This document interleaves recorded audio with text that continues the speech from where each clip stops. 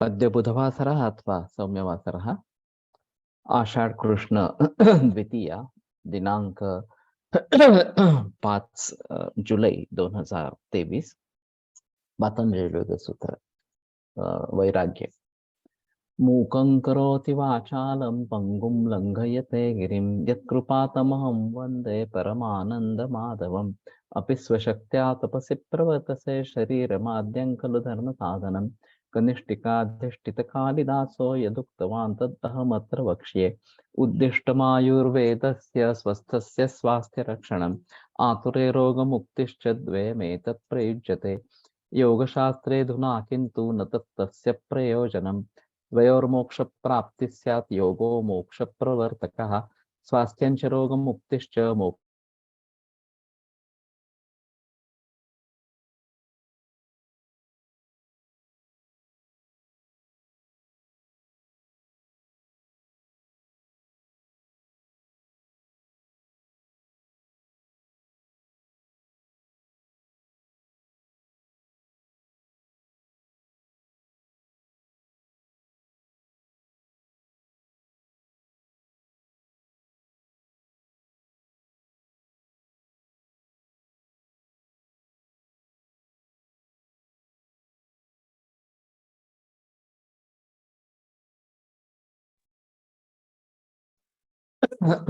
Om Shanti Shanti Shanti.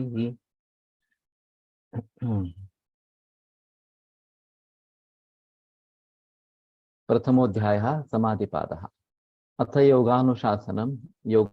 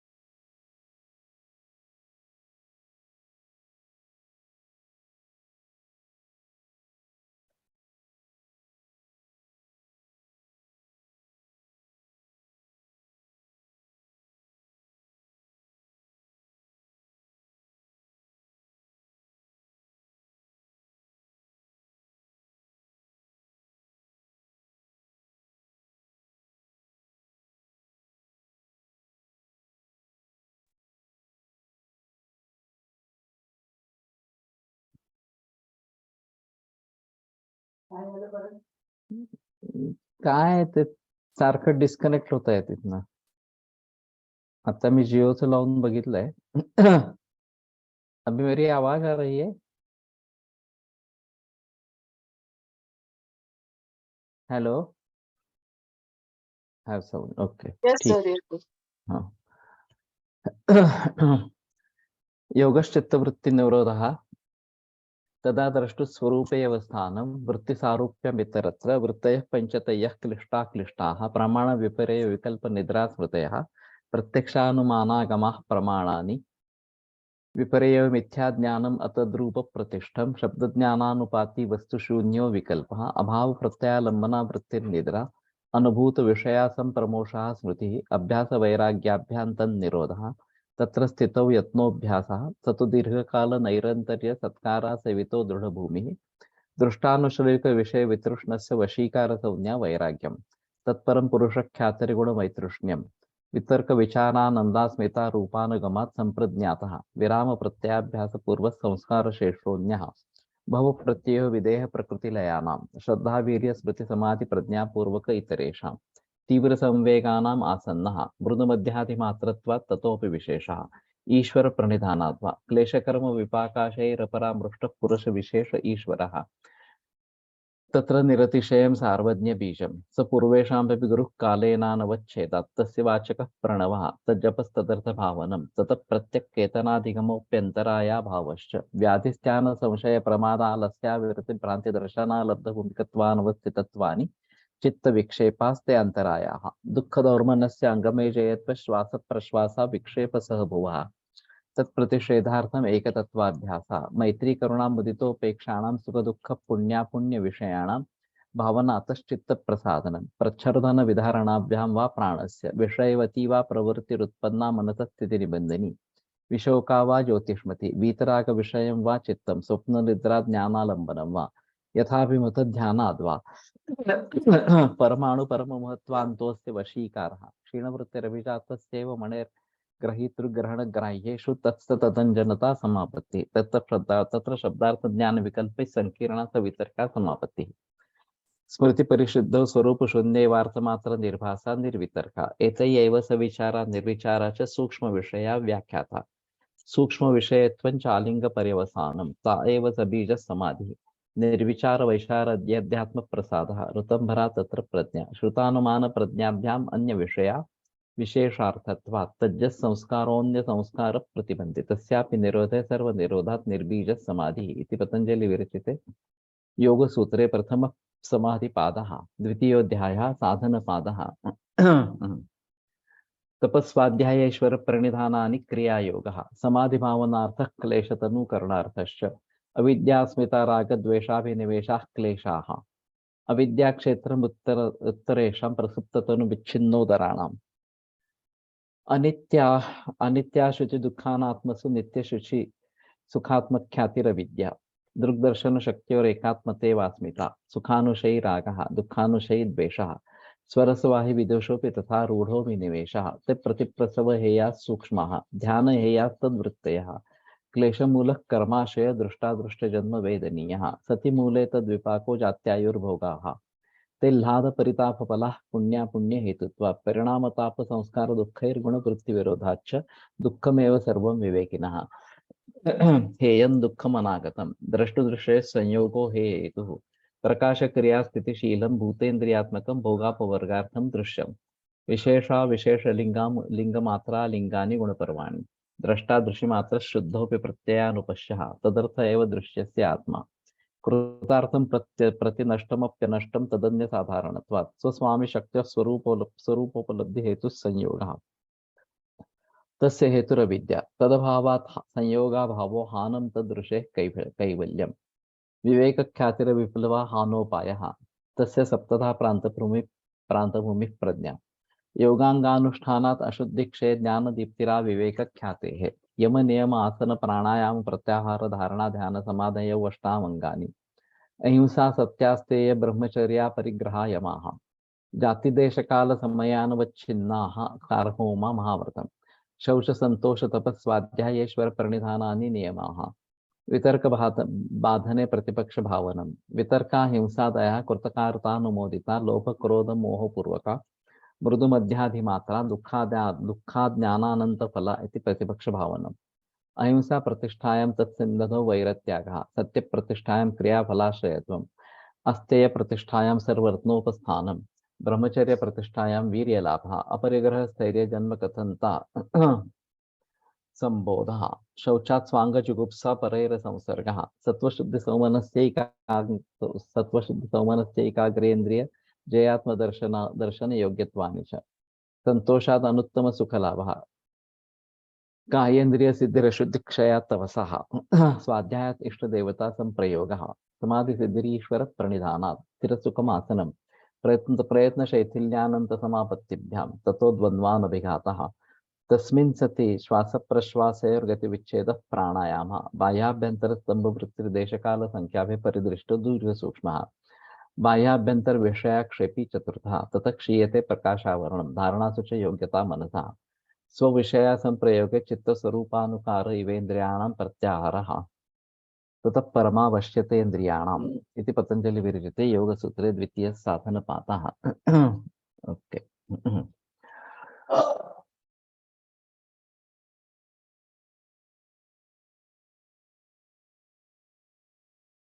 So 21 to 30.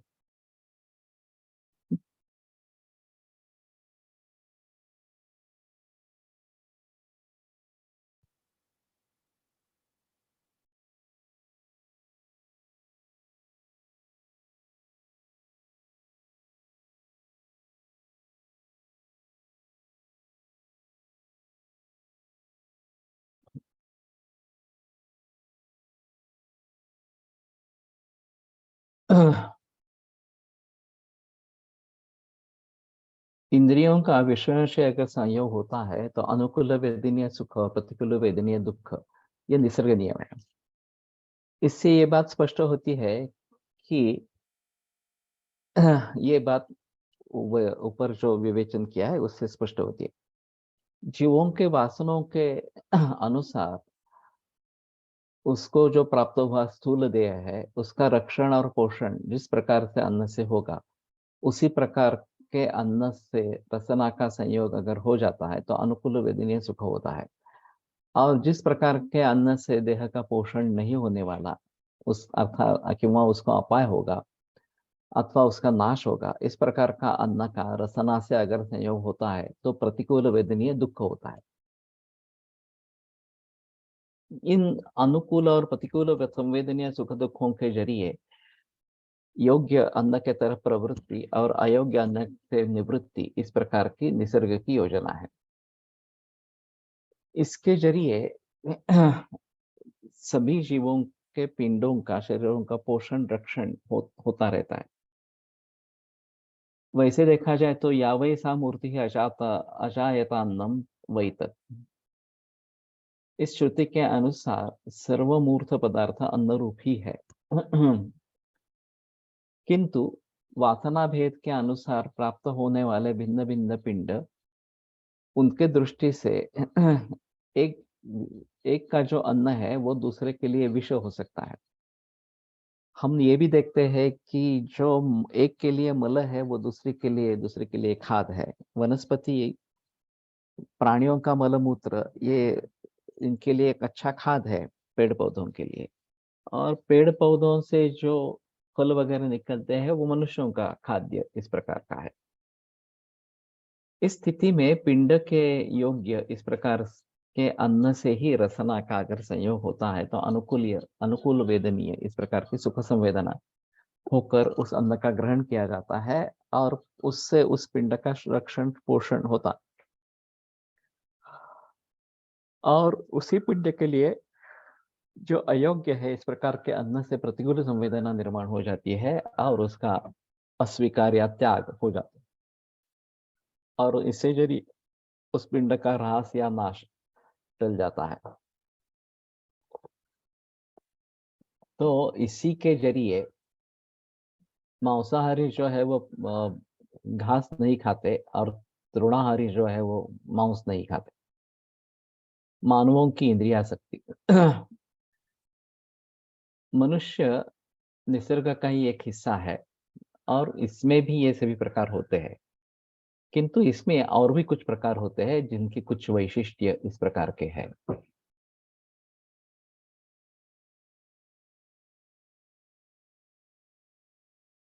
इसमें जब पेट भर के खाना हो गया तो पशु अन्य भक्षण से निवृत्त हो जाते हैं।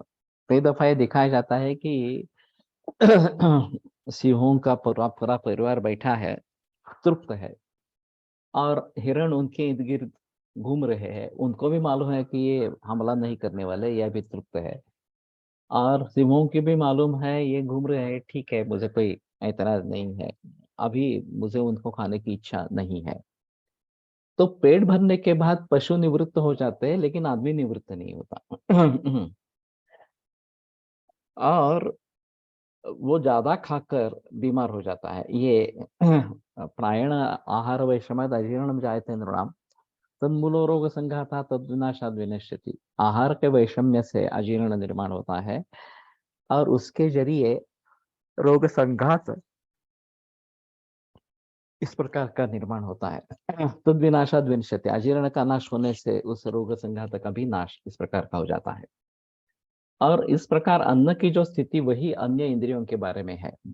इसीलिए पशु और मनुष्य इनमें ये भेद स्पष्ट है कि पशुओं के यहाँ इंद्रियजन्य सुख वो वो चाहते हैं, किंतु अन्न ग्रहण से व्यक्ति और प्रजनन कार्य इतना ही होने तक वो सीमित है। लेकिन मनुष्य में ये जो विषयों की तरफ आकर्षण है, वो व्यक्ति और जाति इनके केवल रक्षण के लिए नहीं होती या उससे वो समाप्त नहीं होती, वो मनुष्य को अधिक सुख दुख की तरफ खींचती रहती है।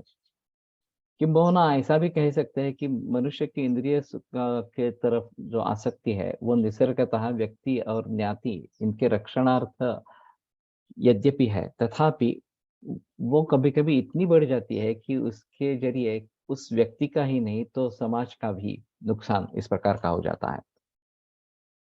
तो इस प्रकार का आकर्षण मनुष्य में क्यों है, इसका पहले विचार करेंगे। मानव जन्म यानी कि कर्म योनि। जीवात्मा अनेक योनियों में सुख दुखादि भोग भोगते हुए अंत में मनुष्य योनि में जन्म लेता है।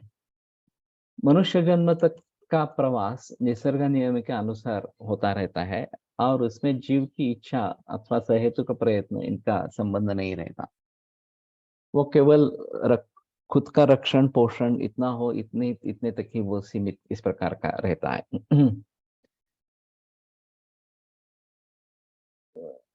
इसीलिए इस योनि को भोग योनि इस प्रकार का माना जाता है। मनुष्य योनि में किंतु जो अच्छा है बुरा है ये समझने का ज्ञान होता है। अच्छा चाहिए और बुरा नहीं चाहिए ये इच्छा स्पष्ट रूप से प्रतीत होती है। इस इच्छा के अनुसार प्रयत्न होता रहता है और प्रयत्न के अनुसार फल मिलता रहता है। यदि अपेक्षा अनुसार फल नहीं मिला तो अपने प्रयत्नों में क्या गलती हुई, क्या रह गया, इसका विचार मनुष्य करता है और उसके ज्ञान के अनुसार जो भूल हुई है ऐसा उसको लगता है वो टालने की कोशिश करता है अथवा उसको सुधारने की कोशिश करता है और इसलिए अधिक ज्ञानपूर्वक प्रयत्न वो करता रहता है और फिर पहले से भी अच्छा या श्रेष्ठ फल को प्राप्त कर लेता है। सबसे श्रेष्ठ फल जो कैवल्य साक्षात्कार तो प्राप्त होने तक ये प्रकार सतत चलता रहता है। तो हमारा अंतिम उद्देश्य मुक्ति इस प्रकार का होना है। सभी लोग इसके सहमत नहीं होंगे और वहां तक जाने की कोशिश भी नहीं करेंगे, लेकिन कुछ लोग तो ऐसे रहेंगे कि जो मुक्ति की कामना करते हुए वहां तक प्रयत्न करते रहेंगे। तो इससे ये बात पता चलती है कि पशुओं से मनुष्य योनि में अच्छा बुरा ये समझने की विचार शक्ति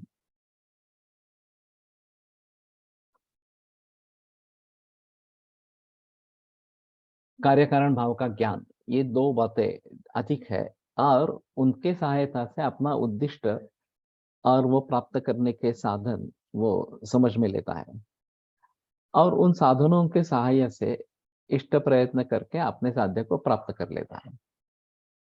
इसका ये अर्थ है कि मनुष्य पशु के अपेक्षा ज्यादा ज्ञान होने वाला और ज्ञान का अपने इच्छा से उपयोग करने वाला और फिर श्रेष्ठतम इस प्रकार के उद्दिष्टों को स्वप्रयत्न से प्राप्त करने वाला इस प्रकार का होता है। ये बात एक बार समझ में ले ली तो मनुष्य को पशुवादी की अपेक्षा वर्तन स्वातंत्र्य अधिक है, ये सहज स्पष्ट है। अन्य योनियों में कर्म स्वातंत्र्य नहीं होने के जरिए अ, वो अगर भोग योनि है तो मनुष्य योनि में वो होने के लिए ये कर्म योनि है, ये स्पष्ट है। तो वहां ज्ञान नहीं है कि मुझे क्या करना है, क्या हासिल करना है, कैसे करना है, वगैरह वगैरह इस प्रकार से। मनुष्य योनि में ये ज्ञान होता है और इसीलिए उसको कर्म योनि इस प्रकार की संज्ञा दी जाती है। तो मनुष्य में पशु की अपेक्षा विचार शक्ति और कर्म स्वातंत्र्य ये दोनों अधिक है। ये ध्यान में रखते हुए हमारे यहाँ मनुष्य के यहाँ जो विषय संबंधी आसक्ति है वो पश्चादुक से अधिक किन कारणों से उत्पन्न होती है, इसका विचार करेंगे। सुख दुख का अधिष्ठान अविद्या काम कर्म। इंद्रियों का विषयों से संयोग होने पर चित्त में अनुकूल अथवा प्रतिकूल संवेदना उत्पन्न होती है और उन संवेदना का उत्तर रूप यानी कि सुख और दुख इस प्रकार की वृत्ति हो। सभी प्राणी मात्रों की प्रवृत्ति सुखार्थ होती है, ये सिद्धांत सर्वमान्य है। सुखार्थ सर्वभूतानां मता सर्वा प्रवृत्त है सुखंचन विना धर्म तस्मात् धर्म परो भवेत्, ये वाग्भट की भी उक्ति है। वहां धर्म का मतलब कर्तव्य पालन ये है। तो उसी के जरिए अभी ये प्रवृत्ति इस प्रकार की होती रहती है। मनुष्य के यहाँ विचार शक्ति अधिक होने की वजह से उसको इंद्रियजन्य सुख अथवा दुख इनका भोग होने पर, उनका अनुभव होने पर वो सुख पुनः प्राप्त हो और वो दुख फिर से कभी न भुगतना पड़े, इस प्रकार के विचार स्फुरण होते हैं। सुख और सुख के साधन उसी के ऊपर उसका प्रेम हो जाता है और वो साधन तजन्य सुख वो उसको चाहिए इस प्रकार का लगने लगता है। ये इस प्रकार का चाहिए चाहिए जो होता है उसी को रोग शास्त्र में राग इस प्रकार का कहा है। ये आसक्ति इस प्रकार की है। उसी प्रकार से दुख और दुख के कारण इसके बारे में उसको अप्रीति होती है और वो फिर से कभी ना आए इस प्रकार की उसकी वृत्ति होती है, इस प्रकार से उसको लगता है। यही द्वेष रूप क्लेश है। और इस प्रकार चित्त में राग और द्वेष द्वंद्व यदि प्रतीत होता होता है तो भी दोनों ही एक काम एक ही काम इस व्यक्ति की दो विभिन्न दिशाओं में इस प्रकार के अंग होने की देती है। इसमें काम इस शब्द का विशिष्ट अर्थ नहीं लेते हुए इदम में स्यात् हे मला असावे, ये मुझे चाहिए, इस प्रकार की जो सर्वसामान्य वासना वो लेनी है। और फिर ये मुझे नहीं होना चाहिए, ये भी एक प्रकार की इच्छा ही है, वो भी काम है। तो इस व्यापक अर्थ से काम अविद्या मूलक होती है और मनुष्य मात्र की प्रवृत्ति कर्म के की तरफ वो करता रहता है। योगो वैद्य गुणानां योगस्तु चित्तवृत्ति निरोधा। योगो वैद्य गुणानाम ये एक किस प्रकार से संयोग करना है, ये वैद्य के अधीन है। और फिर ये श्रेष्ठ है, वैद्य गुणों में ये श्रेष्ठ है। योगस्थ चित्त वृत्ति निरोधा, ये तो पतंजलि का विधान इस प्रकार का है। तो दोनों अलग अलग अधिकरण अलग अलग इस प्रकार के हैं। तो इनका कहना क्या है कि राग और द्वेष ये जो भावना ये है, ये जो इच्छा ये है, सो से उन दोनों का मूल काम है।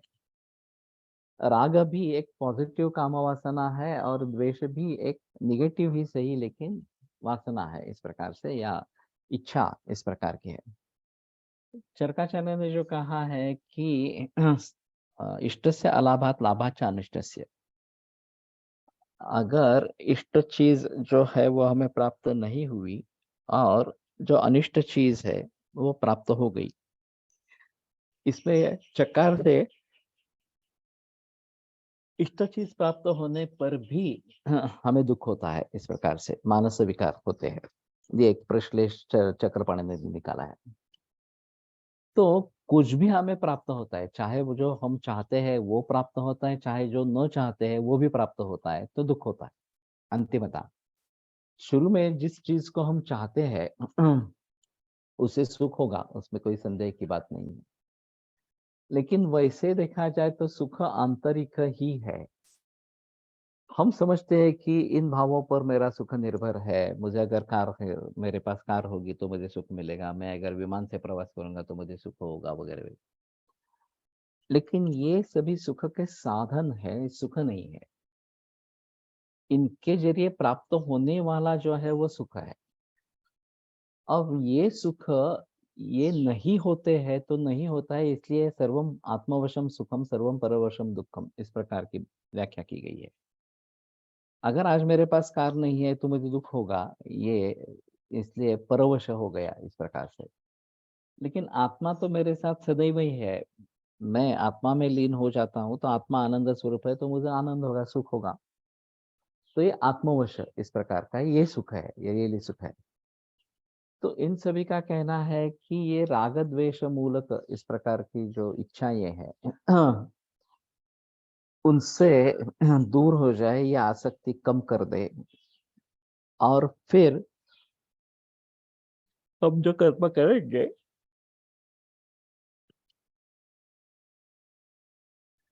वो निष्काम इस प्रकार का रहेगा कि ना ही मुझे उससे कुछ पाना है, ना भी मुझे किसी चीज से दूर जाना है इस प्रकार से। और फिर हमारी चित्तवृत्तियों का निरोध इस प्रकार का हो जाएगा। शुरू की अवस्था में आत्मा में मन स्थिर करना ये एक अहम मुद्दा रहेगा। बाद में आत्मा या जो ज्ञेय है, जो ज्ञाता है और जो ज्ञान है वो सभी एक रूप हो जाएगा। तो कोई संबंध ही नहीं रहता कि मैं ज्ञाता हूँ, मैं ज्ञान ले रहा हूँ, आत्मा में स्थित हूँ वगैरह वगैरह, इस प्रकार की कोई स्थिति नहीं रहती है इस प्रकार से। आत्मा वस्तुतः सच्चिदानंद घन ब्रह्म है और दृष्टता असत असत जड़ दुखात्मक है। आत्मा की ये सच्चिदानंद घनता प्रतीत न होते हुए असत जड़ दुखात्मक देह के बारे में जो नित्य शुचि सुखात्मक वो मैं हूँ इस प्रकार की जो प्रतीति होती है वही अविद्या है। जनरली ऐसा है कि सुख ये हमारा भोगायतन शरीर है। तो सुखों का उपभोग इस शरीर के द्वारा लिया जाता है और वे असत जड़ दुखात्मक इस प्रकार का है और आत्मा सच्चिद आनंद इस प्रकार का है। तो इस प्रकार से समझ लेना कि ये शरीर ही मेरे सुख का साधन है और उसके जरिए इंद्रियों के जरिए मुझसे सुख प्राप्त होता रहता है, ये अविद्या है। तो वास्तव में ब्रह्म में लीन होना ये अपेक्षित है, ब्रह्म स्वरूप हो जाना ये अपेक्षित इस प्रकार का है। ये नित्य शुचि सुखात्मक जो है वो मैं ही हूँ, ये अविद्या इस प्रकार के है। और काम का मूल अविद्या होने के कारण सुख वास्तविक कहाँ से मिलता है, ये इसकी अनुभूति जीव को नहीं होती है या फिर उसको समझ में नहीं आता है। सुख वास्तविक आत्मा के यहाँ रहता है और वो बाह्य विषयापासून बाह्य विषयों से हमें मिलता है, ये भ्रांति इस प्रकार की हो जाती है। उसके जरिए बाह्य विषयों की तरफ चित्त का आकर्षण होता है और बाह्य विषय प्राप्त होने के जरिए इंद्रिय शरीर इत्यादि से कर्म होते रहते हैं। इस रीति से काम अविद्या मूलक होने के वजह से और उसी की तरफ कर्म की प्रवृत्ति होने के जरिए अविद्या काम कर्म इन इस त्रयी पर संसार प्रतिष्ठित इस प्रकार का है।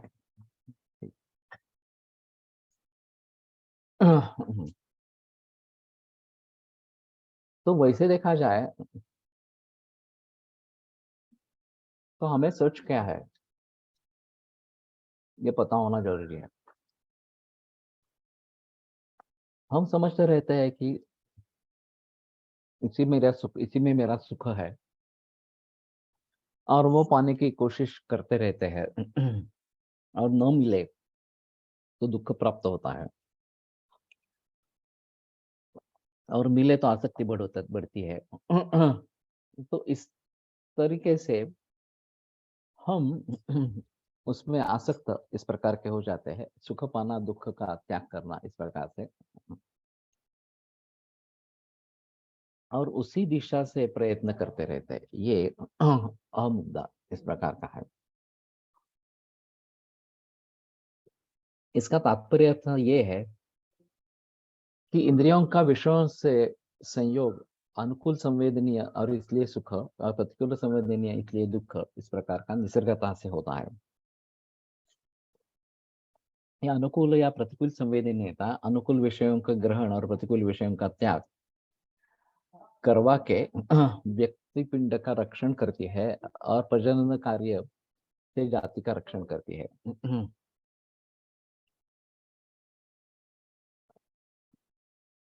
इंद्रियजन्य अनुकूल वेदना अंतिमतः दुख स्वरूप अविद्या कनिष्ठ आत्मिक परमानंद श्रेष्ठ। सही है। लेकिन ये समझने में काफी देर होती है। और जब तक हम सच्चा सुख क्या है ये देखने की कोशिश नहीं करते, ढूंढने की कोशिश नहीं करते, तब तक उसकी प्राप्ति नहीं होगी। इसलिए दुख में व सर्वम विवेकिनः, ये जो आगे दूसरे पद में बताया, साधन पद में, कि विवेकी व्यक्ति के लिए सभी दुख ही है। सो कॉल्ड जिसको सुख कहते हैं वो भी अंतिमतः दुख इसी प्रकार का है। मनुष्य के यहाँ विचार शक्ति आचार स्वातंत्र ये अधिक होने के जरिए व्यक्ति और जाति इन दोनों के रक्षण पर न रुकते हुए अनुकूल वेदनीय सुख ज्यादा से ज्यादा मिले और प्रतिकूल वेदनीय दुख जितना हो उतना टाल सके, इसकी इच्छा वो करता रहता है। जब जब कोई सुविधाओं की बात आती है, मॉडर्न फिजिक्स ने हमें काफी सुख की प्राप्ति करवाई है। पुराने जमाने में एक जगह से दूसरी जगह जाने के लिए पहले तो पैदल चलना पड़ता था, फिर ये घोड़ा गाड़ी या अश्व इस प्रकार से कुछ वाहन बने, रथ वगैरह इस प्रकार से। फिर आगे चलकर यांत्रिक वाहन इस प्रकार के आ गए, साइकिल आ गई, स्कूटर आ गई, कार आ गई, विमान आ गए, रेलवे आ गई वगैरह वगैरह। तो कहने का तात्पर्य अर्थ ये है कि हमारी सुख सुविधाएं कैसे बढ़े, इसकी दृष्टि से विज्ञान का प्रयोग किया गया, विज्ञान का उपयोग किया गया। वैसे भी टेलीकम्युनिकेशन में क्रांति हुई है, और हम दूर से संभाषण सुन सकते हैं, हम दूर से व्यक्तियों को देख सकते हैं, उनके साथ वार्तालाप कर सकते हैं वगैरह वगैरह। ये सब टेक्नोलॉजी का परिणाम है, नतीजा है, और हमें इन सभी से सुख प्राप्त होता रहता है, ये हम देख रहे हैं इस प्रकार से। और इसी के जरिए, इस इच्छा के जरिए उसमें चित्त, उसके चित्त में सुख और सुख साधन है इसके बारे में राग, पुनः पुनः प्रवर्तन इच्छा, और दुख साधन इनके बारे में द्वेष, इस प्रकार की स्थिति हो जाती है। ये दोनों, जैसे उन्होंने कहा, काम के ही दो अंग है, काम के ही दो स्वरूप इस प्रकार के हैं, और फिर उसके जरिए क्लेश उत्पन्न होता है। चित्तवृत्ति में क्लिष्ट और अक्लिष्ट इस प्रकार की दो चित्तवृत्तियां बताई गई हैं। ये सभी जो है वह क्लिष्ट इस प्रकार की चित्तवृत्ति है। मुझे ये चाहिए और ये नहीं चाहिए, ये दोनों इच्छा ही होने के कारण ये दोनों काममूलक है। दृश्यजात असत जड़ दुखात्मक है और दृष्टा सच्चिदानंद घन है, तथापि वो अनित्य अशुचि दुख रूप अनात्मभूत इस प्रकार से देहादिक को नित्य शुचि सुखरूप इस प्रकार से समझकर वही मैं हूँ इस प्रकार का मानता है, और कामपूर्ति के लिए देहादि द्वारा कर्मों में प्रवृत्त होता है। इन्होंने एक अच्छा उदाहरण दिया था कि हम एकरूप किससे हो जाते हैं। हम देह से एकरूप हो जाते हैं, ये तो सभी को पता है, लेकिन अभी हम मोबाइल से भी एकरूप हो जाता है। फोन पर संभाषण चल रहा है और कोई दूसरे व्यक्ति को कहता है जल्दी जल्दी बोलो, मेरी बैटरी डाउन हो रही है। तो वास्तव में उसकी तो बैटरी डाउन नहीं हो रही बैटरी डाउन हो रही है मोबाइल की। लेकिन ये मोबाइल से इतना एकरूप हो गया कि वो मानता है कि मेरी बैटरी डाउन हो रही है, इस प्रकार से तो इसी के जरिए हम हमारी चित्तवृत्ति किससे एकरूप इस प्रकार की हो जाएगी, ये महत्वपूर्ण इस प्रकार का रहेगा। कर्म के इष्ट अनिष्ट मिश्र इस प्रकार के उपलब्धि के अनुसार, कर्म के अनुसार भिन्न भिन्न योनि में उसको जन्म देना पड़ता है। और इस प्रकार से अविद्या काम कर्म इन तीनों पर जीव का जन्म मरण रूप संसार भ्रमण चालू रहता है। तो चरकाचार्य ने जो बात बताई जनपद ध्वंस में, दैवे पुरुष कार्य स्थित यस्य बलाबलम तयोरुदारो रुक्तिर दीर्घस्य स सुखस्य च नियतस्य आयुषो हेतु विपरीतस्य चेतरा। तो दैवमात्मकृतम कर्म विद्या कर्म यत पौर्वदेहिकम। दैव यानी कि दूसरा कुछ नहीं, हमारा ही कर्म है जो पौर्वदेहिक इस प्रकार का है, पहले पिछले जन्म में जो किया है। और वो अच्छा है, पौरुष भी अच्छा है, तो हमें अच्छा दीर्घायु इस प्रकार का मिलेगा, सुख संपन्न इस प्रकार का आयु मिलेगा। वो बहुत ही बुरा है, पूर्व कर्म भी बुरा है और आदि पौरुष भी अच्छा नहीं है। तो हमें अल्पायु, वो भी रोगाक्रांत दुख से भरा इस प्रकार का मिलेगा। और दोनों साथ में है, कुछ अच्छा है कुछ बुरा है इस प्रकार से तो सम्मिश्र इस प्रकार का फल मिलता रहेगा। अब ये बात जब ध्यान में आएगी तो कम से कम हमें दुख नहीं होना है, इसके बारे में तो प्रयास करना है।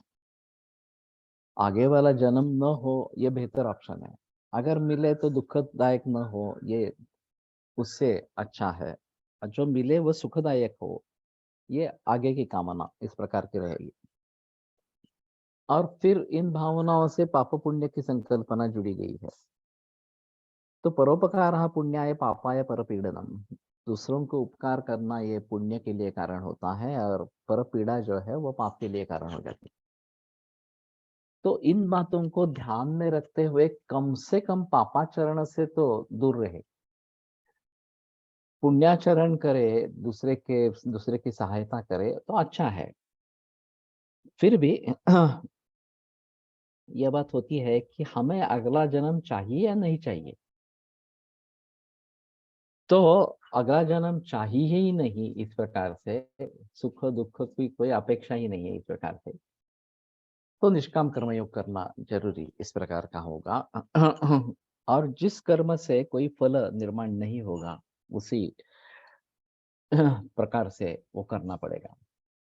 तो बुद्धि की प्रगल्भता से सत्व संपन्नता, इन अविद्या काम कर्म प्रयुक्त संसार चक्र में अनेक योनियों में भ्रमण करते करते जीव के विचार शक्ति का विकास होता रहता है और अपने समझने के अनुसार विशिष्ट फलोद्देश्य से किए हुए योग्य कर्म से इष्ट फल नहीं मिल रहा है, ऐसा अगर बार बार देखा जाए तो अधिकाधिक विचार करने लगता है और इन विचारों के जरिए उसको कार्य कारण भावात्मक ज्ञान में नई भर वो डाल सकता है, नया कुछ सोच सकता है और उसके मान से उसकी बुद्धि प्रगल्भ होती रहती है और कामवृत्ति उन्नत हो जाती है और फिर उसकी कर्म भी श्रेष्ठ इस प्रकार के होने लगते हैं।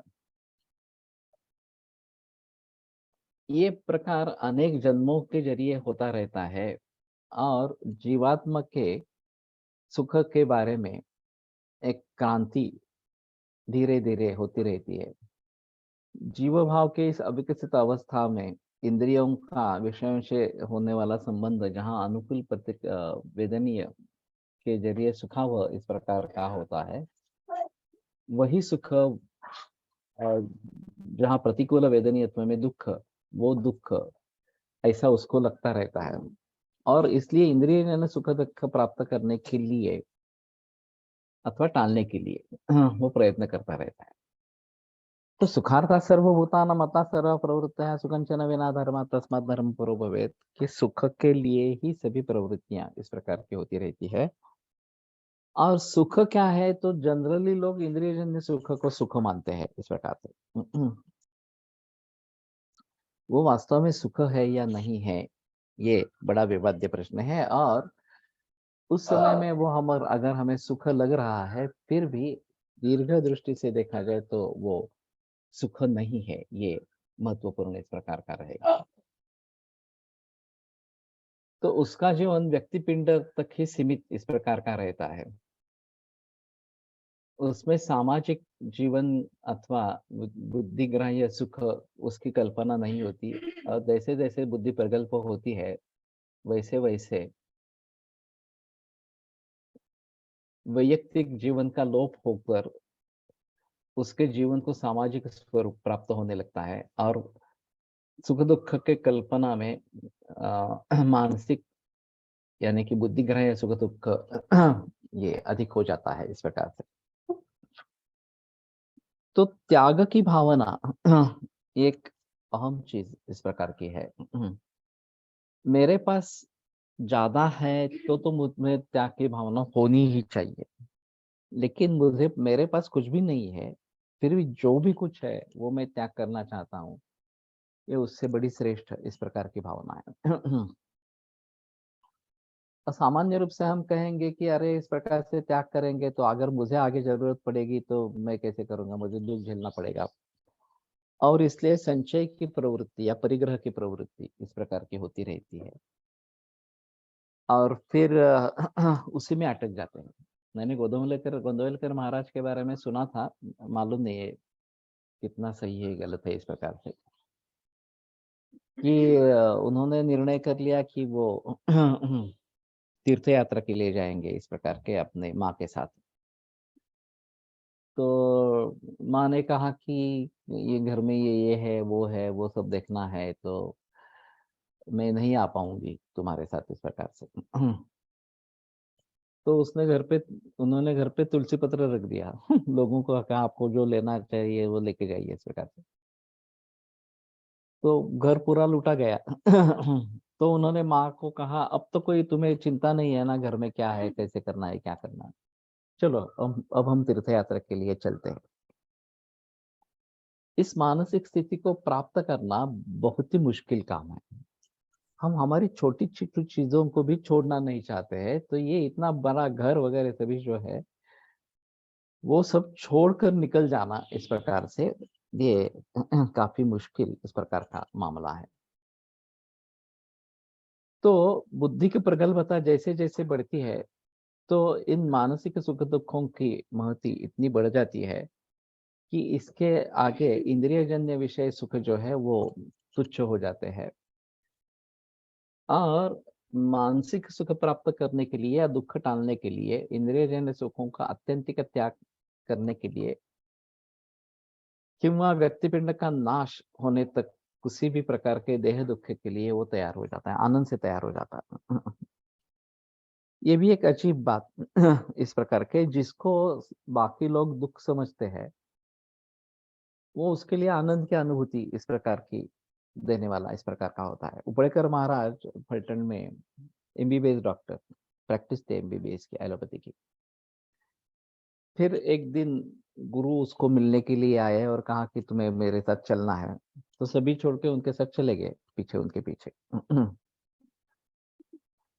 अब लोगों के दृष्टि से तो ये मूर्खता थी, अच्छी खासी प्रैक्टिस, कमाना ये सब छोड़कर और सुख में रहना ये सब छोड़कर किसी इस प्रकार के वैराग्य के साथ निकल जाना इस प्रकार से। लेकिन उनके लिए ये सुख का साधन इस प्रकार का था।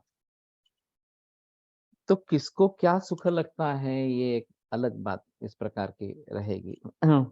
नर्मदा परिक्रमा में खुद को खाने के लिए नहीं है, वो पर्याप्त नहीं है, फिर भी वो अतिथि को दे देने का ये जो वृत्ति कहाँ से आई है? मेरे पास कुछ है नहीं फिर भी मुझे देने की वृत्ति है, ये वृत्ति इसी तरीके से आती है कि सच्चा सुख क्या है, सच्चा दुख क्या है, ये समझने की कोशिश अगर हम करते हैं तो इंद्रियजन्य सुख को आत्यंतिक त्याग और हाँ, व्यक्तिपिंड का नाश होने तक किसी भी प्रकार के देह दुख को वो आनंद से सह लेता है। ये बड़ा अजीब माहौल है कि संन्यास लेने वाले बहुत सारे लोग होते हैं और छोटे उम्र में भी संन्यास ले लेते हैं। हिंदुओं में है, ये इस्कॉन वाले है, फिर ये प्रजापिता ब्रह्म कुमारी इस प्रकार के है, जैनों में है इस प्रकार से।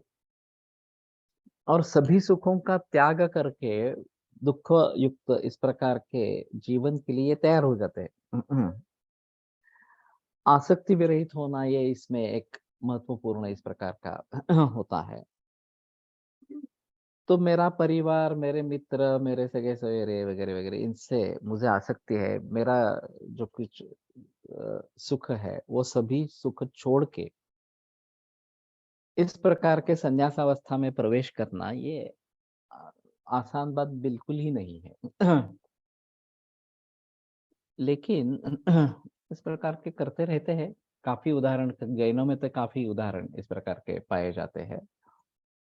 वैसे इस्कॉन में खड़गपुर की आईआईटी फेमस है इसके लिए, कि वहां प्रवेश लेने वाले, बीटेक करने वाले, एमटेक करने वाले बहुत से सारे छात्र इस्कॉन में चले जाते हैं संन्यास लेके इस प्रकार से। और बिल्कुल युवावस्था में 25-26 साल में वो चले जाते हैं इस प्रकार से। तो अगर निष्काम अवस्था प्राप्त हो तो घर ही तीर्थ क्षेत्र बन जाए, कहने से आसान लेकिन करने में अशक्य प्राय। हाँ, ये भी एक बात कही जाती है कि संसार से भागने की जरूरत है या नहीं है। संसार से दूर जाने की जरूरत है या नहीं है।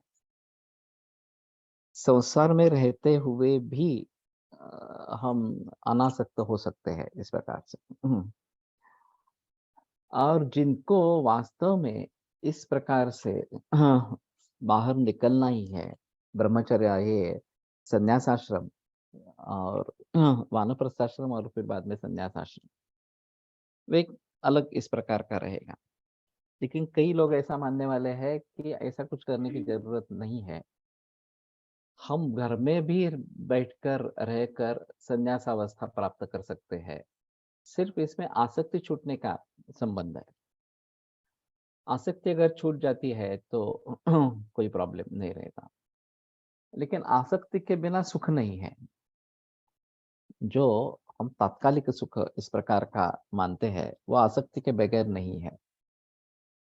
रघुवंश में असक्तः सुखम अन्वभूत इस प्रकार की बात कही जाती है, कही गई है। जनक राजा के बारे में कहा जाता है कि वो सुख दुख के समय कृत्वा लाभा लाभ हो जाया, जो ये जो गीता की स्थिति है उसका अनुभव करने वाले इस प्रकार के थे।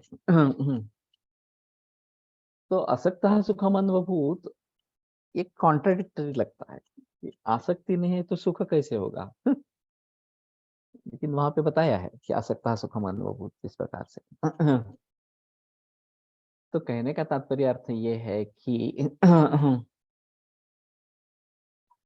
सुख और दुख ये हमारे मानने पर है।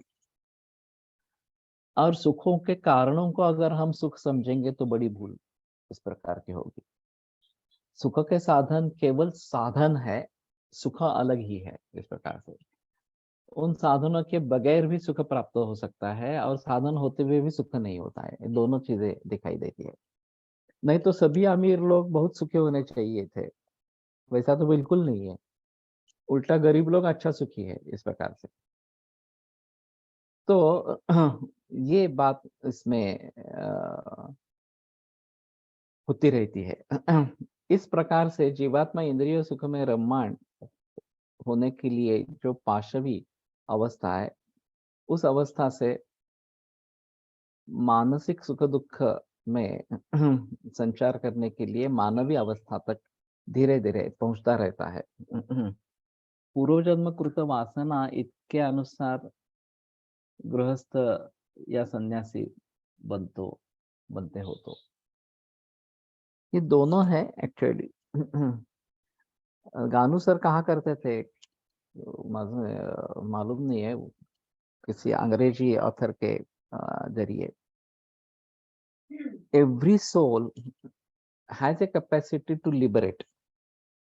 कितनी भी बुरी कंडीशन हो, कितने भी बुरा पूर्व कर्म हो इस प्रकार सा, फिर भी वो मुक्ति को प्राप्त कर सकता है, ऐसा कुछ कुछ वचन वो बताते थे। तो पूर्व कर्म बहुत ही बलवान इस प्रकार का है, और आज का कर्म भी अच्छा नहीं है। वाल्मीकि इसका एक अच्छा उदाहरण है। उनका इसी जन्म का पूर्व कर्म इतना बेकार था, इतना बुरा था, तो उससे वाल्मीकि कैसे बन पाएंगे? लेकिन बन पाए। ये तो इतिहास इस प्रकार का है। तो केवल पूर्व कर्म पर यह निर्भर नहीं है, हमारी इच्छा शक्ति पर भी ये निर्भर इस प्रकार का है। और जरूर हम मुक्ति की अपेक्षा रख सकते हैं, मुक्ति पा सकते हैं इस प्रकार से। जनरली कहा जाता है कि पूर्व जन्म और आज के जन्म, इस जन्म का पौरुष इन दोनों पर निर्भर है। वो दोनों अगर अनुकूल है तो आपको मुक्ति प्राप्त होगी इस प्रकार से। कुछ भी प्रतिकूल हो, चाहे पूर्व कर्म प्रतिकूल हो या अभी जो किया जाने वाला पौरुष है वो अच्छा नहीं हो, तो भी आपको मोक्ष की प्राप्ति नहीं होगी इस प्रकार से। तो दैवे पुरुषकार्य च स्थित यस्य बला बलम, दैव और पुरुषकार इसमें इसका बला बलत्व निर्भर है। लेकिन दैव क्या है इसके बारे में पता नहीं चलता, ये बड़ी समस्या है इस प्रकार से। धीरे धीरे अगर इससे दूर हो पाएंगे तो हमें पता चलेगा। सुख विषय की कल्पना में क्रांति होती है, और ऊपर जो कहा गया है वही क्रांति है कि मैं सुख पहले किसको समझता था, अब किसको समझ रहा हूँ। ये महत्वपूर्ण इस प्रकार का रहेगा। और जो मुझे पूर्व काल में सुख लग रहा था वो अभी मुझे दुख लगता है। क्योंकि अगर वो परायत्त है, दूसरे के अधीन है, तो फिर वो चीज नहीं होगी तो मुझे दुख होगा इस प्रकार से। इसलिए मुझे ऐसा लगता है कि जो मुझे सुख इस प्रकार का लगता था वो अभी सुख इस प्रकार का नहीं लगता है इस प्रकार से।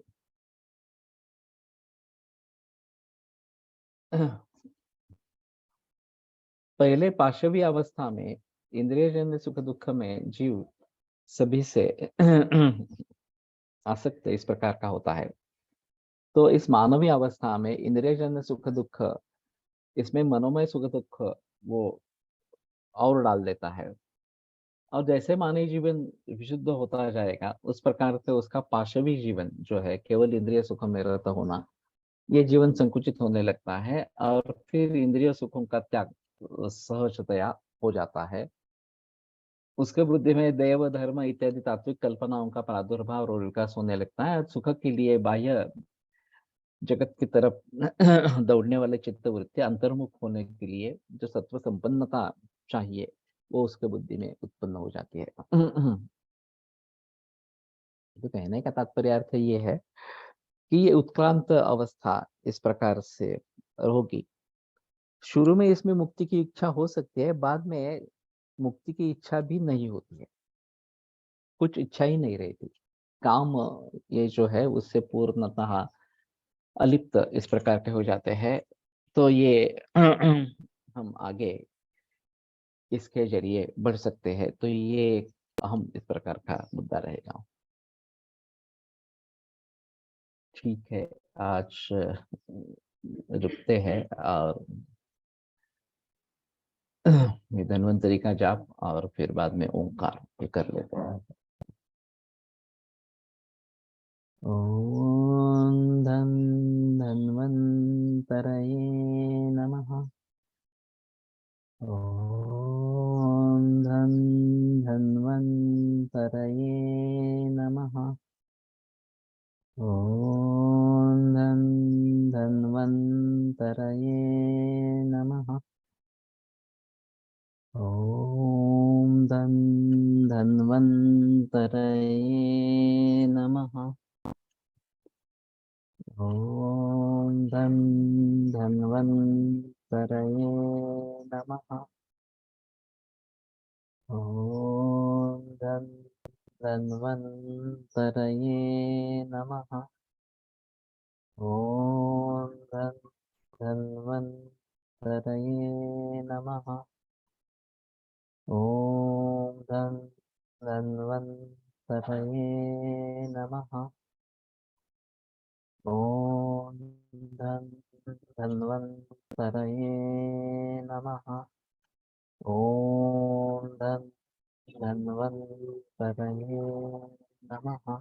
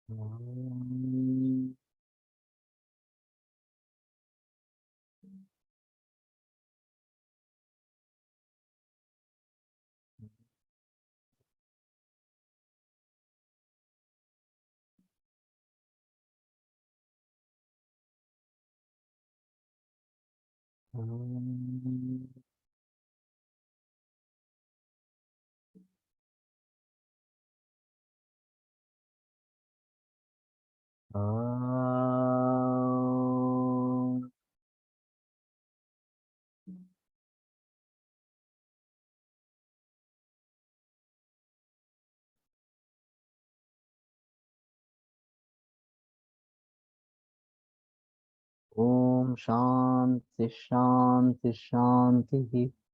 योगेन चित्तस्य पदेन वाचां नलं शरीरस्य च वैद्यकेन योपाकरोत्तं प्रवरं मुनीनां पतञ्जलिं प्राञ्जलिराम्।